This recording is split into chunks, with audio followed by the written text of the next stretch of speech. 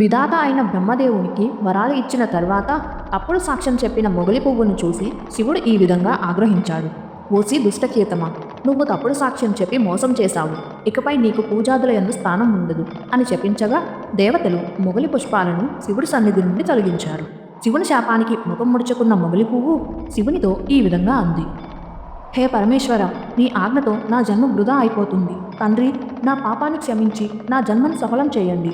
తెలిసి గాని తెలియక గాని చేసిన పాపం నీ నామస్మరణతో నశిస్తుంది కదా. అలాంటిది నిన్ను నేను సాకార నిరాకార రూపాలలో దర్శించాను. మరి నా ఒక్కగానొక్క అసత్య దోషాన్ని ఇంకా మిగిల్చి ఉంచుతావా తండ్రి అని పరిపరి విధాలు ప్రార్థించింది. శివుడు మొగలి పువ్వు మాటలకి ఈ విధంగా పలికాడు.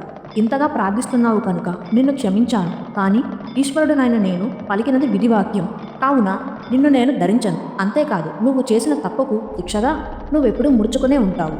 ఇతర పుష్పాల వలె నీకు వికసించే గుణం ఉండదు. నీకొక వరం ఇస్తున్నాను. నా భక్తులు నిన్ను ఇష్టంతో ధరిస్తారు.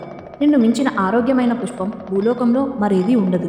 నువ్వు నా పూజలోనికి పనికిరాకపోయినా ఛత్ర రూపంలో నువ్వు నాపై అలంకారంగా ఉంటావు అని మహాదేవుడు మొగలి పువ్వుకు వరం ప్రసాదించాడు.